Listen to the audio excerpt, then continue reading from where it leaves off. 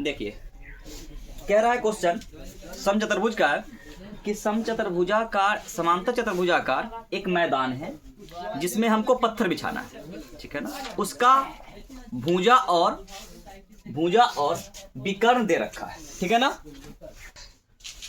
ठीक है ना। उसी की मदद से हमको क्या निकालना है, क्षेत्रफल। और पत्थर बिछाना है या फिर उस खेत को जोतवाना है तो मतलब पत्थर कहाँ बिछेगा, सरफेस पे, वो क्षेत्रफल होगा हमारा, ठीक है। चाहे खेत जब हम जोतवाते हैं तो क्या जोता जाता है, उस पूरे क्षेत्र को, तो क्षेत्रफल निकालते हैं। तो इसका भी हम लोग क्या निकालेंगे, क्षेत्रफल निकालेंगे। और उस क्षेत्रफल में क्या करना है कि प्रति वर्ग मीटर स्क्वायर का खर्च कितना है, 3.5 रुपया ईंटा बिछाने का, पत्थर बिछाने का। तो 1 मीटर स्क्वायर में अगर इतना 3.5 रुपया लग रहा है तो जितना क्षेत्रफल आएगा उसमें कितना आएगा, टोटल क्षेत्रफल में कितना से गुना, 3.5 रुपया से गुना, ठीक है ना। तो हमसे वो कुल खर्च ही पूछा है। तो इसका क्षेत्रफल निकालने के लिए देखिए पहले तो एक समांतर चतुर्भुज बनाते हैं हम लोग, ठीक है ना, जिसमें आपका दिया क्या गया है, दिया गया है कि आसन्न भुजा। आसन्न भुजा मतलब होता है ना कि दो लगातार भुजा। अगर ये 39 है तो ये 25 है, और ये 25 है तो ये 39 है, और ये फिर कितना 25 है। समांतर चतुर्भुज के आमने सामने की भुजा क्या होते हैं, समान होते हैं, ठीक है। तो ये सब मीटर में चल रहा है, सब मीटर में। और इसकी एक विकर्ण जो है ना, एक विकर्ण कितनी है, 56। ए बी सी और डी, ठीक है ना। ए बी सी डी एक समांतर चतुर्भुज है और जिसका कि ए सी क्या है, एक विकर्ण है। विकर्ण समांतर चतुर्भुज के दो बराबर त्रिभुज में विभाजित करता है, या यूं कह दे कि दो सर्वांगसम त्रिभुज में विभाजित करता है, ठीक है ना।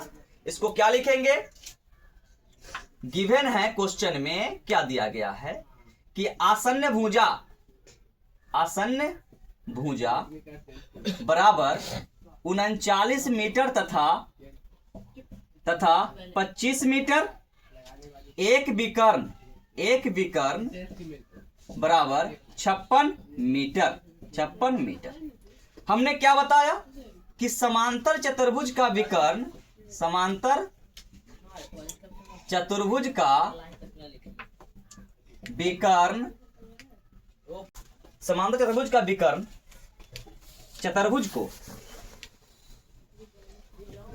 चतुर्भुज को दो सर्वांगसम त्रिभुज में, दो सर्वांगसम त्रिभुज में विभाजित करता है, ठीक है ना, विभाजित करता है। मतलब यहां से ये साफ है कि एक त्रिभुज आपको एडीसी दिख रहा है और एक त्रिभुज आपको एबीसी दिख रहा है, ठीक है ना। ये दोनों त्रिभुज क्या है, सर्वांगसम है।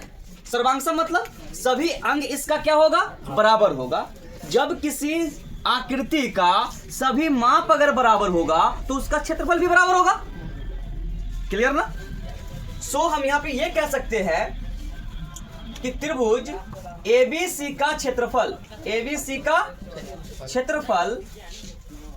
बराबर होगा त्रिभुज एडीसी का क्षेत्रफल, ठीक है ना। ये दोनों बराबर हो गया। तथा हम ये कहेंगे कि त्रिभुज एबीसी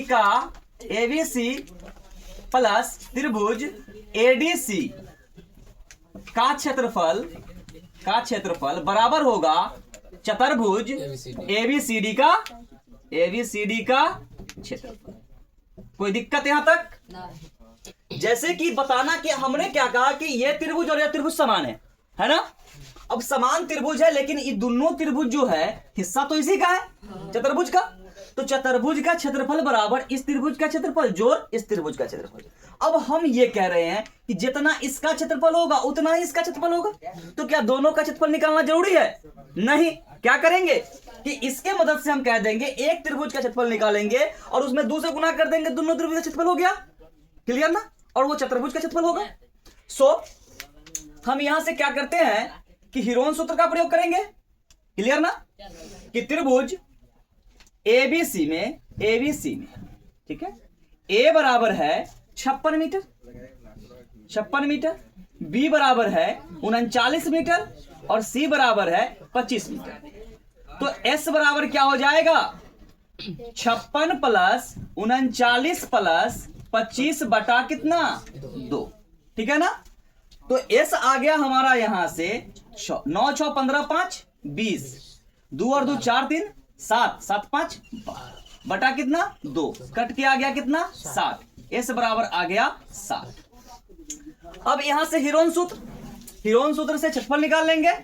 हीरोन सूत्र से क्षेत्रफल बराबर हो जाएगा किसका क्षेत्रफल, ABC का ही। एरिया बराबर under root S into S minus A into S minus B into S minus C। तो एरिया आ जाएगा हमारा अंडर रूट 60 गुना 60 minus 56 into 60 minus 39, 60 minus 25, 60 minus 25। Area आ गया 60 गुना 4 गुना 60 में से 39 घटाएंगे तो 21 आएगा, 21 गुना 60 में से 25 घटाएंगे तो 35 आएगा। इसको तोड़ लेते हैं। ए बराबर 60 को क्या लिखेंगे, 15 गुना 4 तो 3 गुना के 5 ना, 3 गुना 5 गुना 4 और ये 4 बगल में है 4। 21 को क्या लिखेंगे, 3 गुना 7। 35 को क्या लिखेंगे, 5 गुना 7। देखो कि सबका जोड़ा पुर रहा है, सबका स्क्वायर बन रहा है। तो यहां से एरिया आ जाएगा अंडर रूट 2 को 3 के बदला 1 3 बाहर, अंडर रूट हट जाएगा। 3 गुना 2 को 5 के बदला 1 5, 2 को 4 के बदला 1 4 गुना में 7। बात खत्म। 7 चौक 28 पंचे 140। आंसर एरिया आ गया 420 मीटर स्क्वायर। त्रिभुज का क्षेत्रफल कितना आ गया, 420 मीटर स्क्वायर। तो यहां से हम इसकी मदद से आएंगे, इसकी मदद से यहां पे कि त्रिभुज कितना हो गया, 28 14 42, ठीक तो है 420, ठीक है ना। त्रिभुज ABC का क्षेत्रफल बराबर है त्रिभुज DCB ADC का ना, ADC का क्षेत्रफल, ठीक ना। तो यहां से हम ये कह देंगे कि चतुर्भुज का क्षेत्रफल बराबर है 2 गुना त्रिभुज ABC का क्षेत्रफल, ठीक है ना। तो चतुर्भुज का क्षेत्रफल क्या हो जाएगा, चतुर्भुज का क्षेत्रफल बराबर 2 गुना के 420 मीटर, 420 मीटर स्क्वायर। ये हो गया हमारा 840 मीटर स्क्वायर। यहां तक किसी को कोई दिक्कत नहीं ना है। अब हमको केवल क्या निकालना है, खर्च निकालना है। क्या निकालना है, खर्च निकालना है। तो हम यहां पे ये कहेंगे कि चूंकि 1 मीटर स्क्वायर का खर्च बराबर है 3.5 रुपया, ठीक है ना, इसलिए 840 मीटर स्क्वायर का खर्च हो जाएगा 3.5 गुना 840 रुपया, ठीक है ना। इसको गुना कर लीजिए तो यहां पे आ जाएगा 3.5 गुना 840। इस पॉइंट को हटाएंगे तो ये 0 कट जाएगा, ठीक है। तो ये अगर हम, ठीक है, गुना कर लेते हैं, ठीक है। इसको गुना करने से आ जाएगा आपका कितना, 2940। कुल खर्च कितना आएगा, 2940। देखिए इसमें समझने की बात क्या है कि समांतर चतुर्भुज का एक विकर्ण जो है ना, उसको 2 सर्वांगसम त्रिभुज में विभाजित करता है, ठीक। मतलब है कि एक त्रिभुज का क्षेत्रफल बराबर ही दूसरा त्रिभुज का क्षेत्रफल होगा। क्यों, क्योंकि तीनों का माप जो है ना, दोनों का माप क्या है, बराबर है।